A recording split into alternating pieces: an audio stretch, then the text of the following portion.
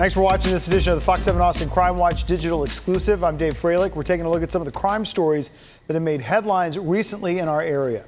San Marcos High School grad was killed and the suspected shooter has been taken into custody.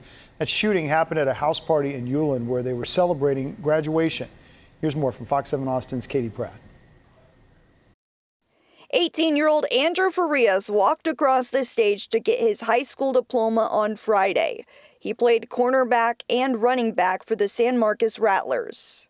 Coach felt in his heart, our head coach, to give Andrew's mom the last jersey that he wore on his last game that he played.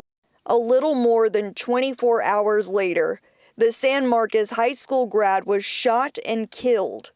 Andrew was out celebrating at a house party on Rocky Road late Saturday night.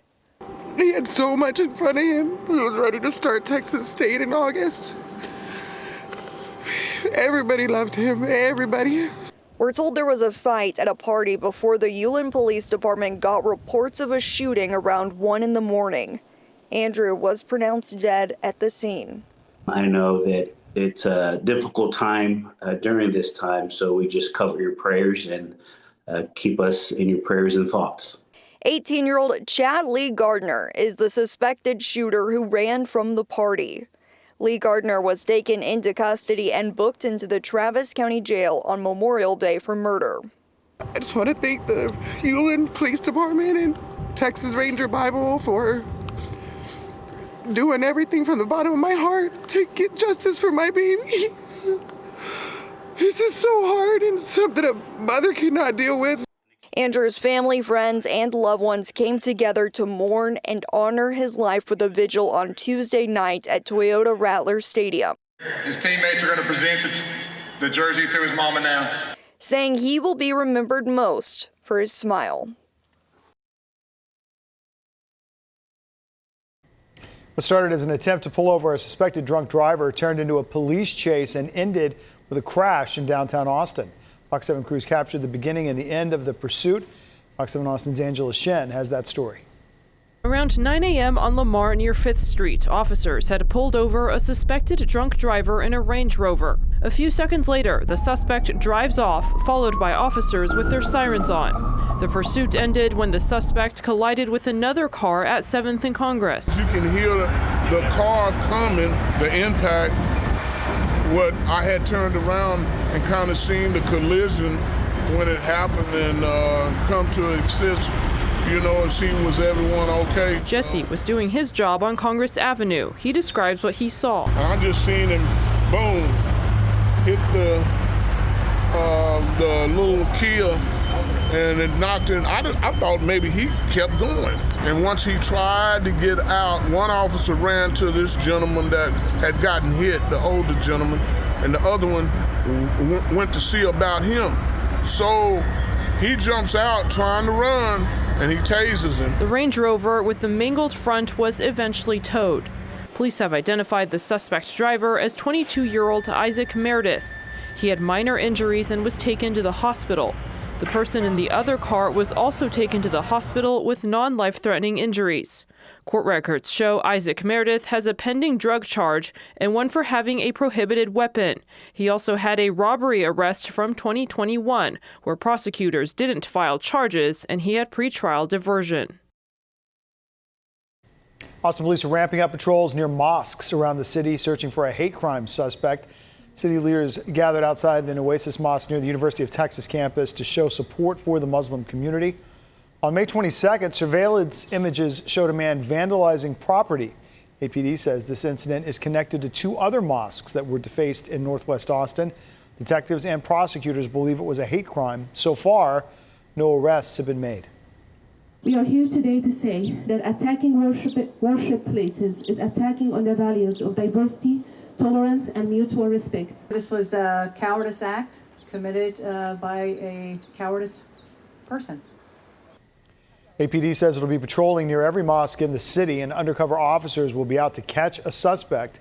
Community members plan to clean up the graffiti on Thursday. Some Cat Metro bus drivers say they're afraid to go to work. This comes after a passenger was stabbed to death recently on a bus. They're calling on the transit agency to make changes. Many say they've been assaulted and robbed while on the job. Fox 7 Austin's Meredith Aldis has that story.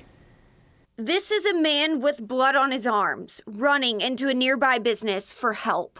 He had just been on a CAP Metro bus where Deepak Kandal stabbed Akshay Gupta in the neck. Kandal told police he did it because Gupta resembled his uncle. I would say since COVID, I don't know what's in the water, but it's pretty bad out there. You got a lot of mentally ill people or people that are a little off. They're riding our buses, and our operators who should be focusing on safety of operating the bus got to be counselors, got to be therapists. This murder happened last week, but bus operators say things happen all the time. I had a gentleman, unhoused gentleman, come up and try assaulting me, try choking me. None of us should never have to come to work and fight in fight or flight mode or survival mode and stressed out wondering if we'll even make it home at the end of our shifts. We've had operators quit saying, I'm not getting paid enough to deal with this kind of temperament. Bus operators say they can't necessarily protect themselves. We're not allowed to carry weapons or pepper spray. They say no one else is there to protect them either. We have been waiting for years for Metro Police Department. Are they ready for call to duty? The CAP Metro Transit Police Department swore in its first 3 officers, including Chief Robbins, back in August of 2024. Since that time, we have been really doing quite a bit of getting ourselves prepared to deploy officers, specifically putting together policies, procedures, obviously hiring, recruiting, hiring, and doing those types of things. But there's quite a bit of work that goes on in the background when you establish a police department, specifically for the first time. Chief Robbins says since, they've hired an additional 9 officers and 2 sergeants, with hopes to have a total of 24 officers by fiscal year 2026. We're in a competitive market when it comes to law enforcement and hiring officers, but we want to make sure that those officers are the officers that are going to be people-centric, focus on what our missions and our goals and our values are, and working in our system to obviously do everything we can to de-escalate situations and to keep our system safe. I don't see them being fully staffed for another year or 2. At this pace, it's not going to happen no time soon. Payne says the direct impact. Now you're forcing everyday bargaining employee people to be their own security. Unfortunately. Payne says even if another law enforcement agency responds and someone is arrested, you can do something to a bus operator and be out that same day, which is one of the problems I struggle with right now. And they could be back on the bus. Back on the bus before you get off your shift. He's pushing for House Bill 689, which increases the criminal penalty for certain offenses committed in a vehicle operated by a public transportation system. It still needs a vote from the House and Senate. We just people who are trying to go home to our families. Meredith Aldis, Fox 7 Austin News. Williamson County Sheriff's Office says a search ended in 2 arrests and a major narcotic seizure. This happened on May 21st in Georgetown near FM 972 and I-35.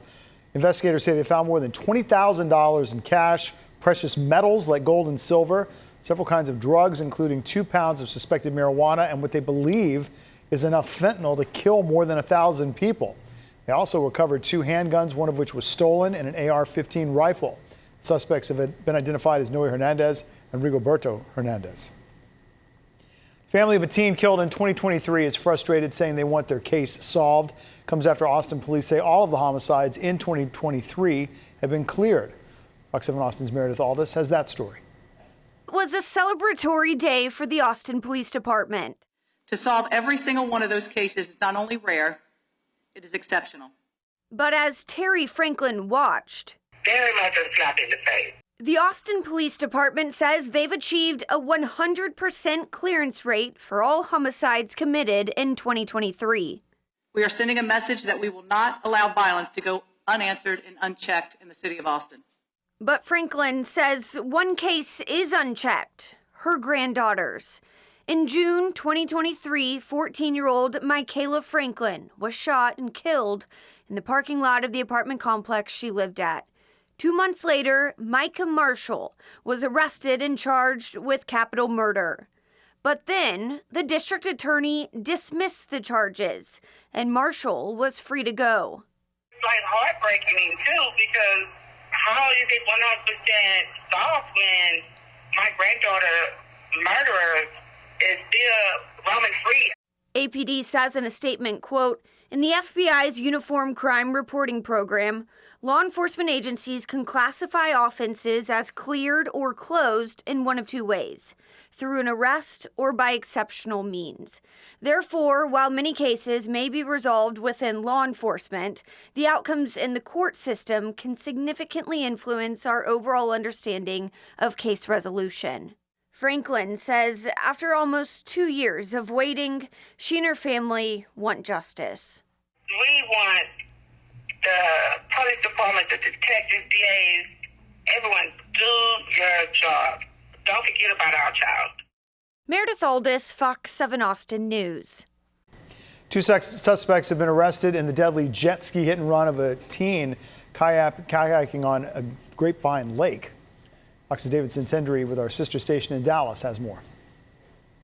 The police came and they went to that house right there. Oak Cliff neighbors rattled Tuesday morning as law enforcement surrounded a home off Atlas Drive. I don't really care what people do around me. I don't care if it's cops involved, SWAT involved, whatever. I just mind my own business. But while trying to stay to himself, Angel Gonzalez could not help hear authorities demand two people, reportedly on the run from a deadly lake crash, surrender. I mean, everything that our officers and all of the agencies have been doing is for Ava Moore. 18-year-old Ava Moore, a recent U.S. Air Force Academy preparatory school graduate, was killed after being struck by a jet ski while kayaking on Grapevine Lake Sunday.